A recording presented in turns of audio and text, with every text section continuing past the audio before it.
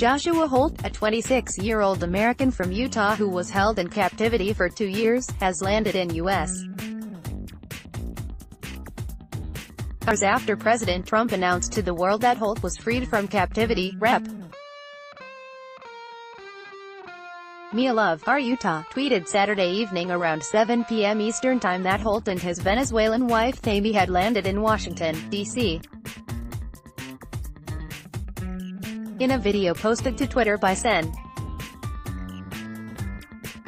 Orrin Hatch, our Utah, Joshua and Tammy Holt, along with their daughter Marion, could be seen embracing happily family. Holt, a former Mormon missionary, and his wife were arrested in 2016 on weapons charges and were held in a Venezuelan prison in Caracas without a trial. Joshua Holt was also accused of being a spy for the U.S. The couple's release came a day after Senate Foreign Relations Committee Chairman Bob Corker, R10, met with Venezuelan President Nicolas Maduro, who recently won re-election in a contest that the U.S. and other countries viewed as a sham. Soon after landing and reuniting with family, Trump met with Holt in the Oval Office, along with his family, Trump administration officials, and lawmakers. Appearing before reporters, Holt said he was overwhelmed with gratitude after he and his wife endured a rough 2 years. "I'm so grateful for what you guys have done and for thinking about me and caring about me, just a normal person. It really touches me. Thank you," he said. The president complimented the couple for their bravery and thanked Corker and the Utah delegation for their efforts in helping secure the Holt's release. He also commented on his administration's record for releasing Americans held in captivity abroad and hinted that more releases are in the works. "That was a tough situation. But we have had 17 released. And we are very proud of that record. And we have others coming. We are in the midst of some very big negotiations to get others out. In most cases they are Americans, but we can try and help other countries too where there's injustice," he said. He named American evangelical pastor Andrew Brunson, who is on trial in Turkey, in particular. He was detained in October 2016 and is accused of aiding plotters behind the 2016 coup attempt. Holt's family expressed their gratitude earlier in the day, calling the release a miracle. Venezuelan Communications Minister Jorge Rodriguez said Holt and his wife were released as a goodwill gesture, while Sen.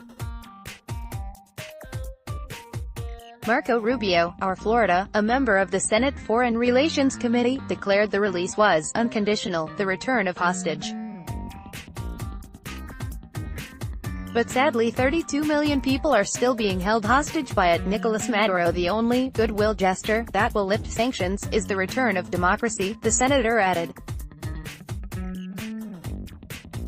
Venezuela, a South American country run by a socialist government, has been hit by hard times due to plummeting oil prices in recent years, leading to economic strife and widespread food shortages. The Obama administration in 2015 slapped sanctions on several Venezuelan officials over concerns about human rights violations. The Trump administration had threatened punishing oil sanctions on Venezuela if the deeply unpopular Maduro went ahead with a presidential election widely viewed as fixed. In a statement late Saturday evening, the White House said the U.S.'s attitude towards Venezuela remains unchanged. The release of Joshua Holt has not changed United States policy. The Maduro regime must call free, fair, and transparent elections, consistent with its constitution. The election process that occurred on May 20 was illegitimate. The regime must allow all Venezuelans and political parties to participate freely in new elections and the democratic process. It must release all political prisoners, and must accept desperately needed international humanitarian aid for Venezuela's dying citizens, said a statement from White House Press Secretary Sarah Sanders. As demonstrated by the President's executive order of May 21, the United States will continue to use all available tools and options to pressure the Maduro regime to abide by democratic norms, and will continue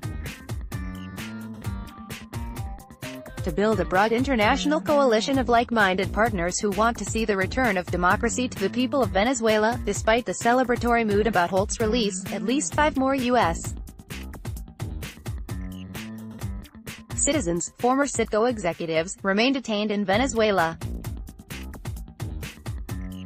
Holt's release comes 2 weeks after 3 Americans were freed from North Korea, secured by the Trump administration as Secretary of State Mike Pompeo visited the country amid planning for a now-cancelled summit between Trump and North Korean leader Kim Jong-un to discuss denuclearization of the Korean peninsula.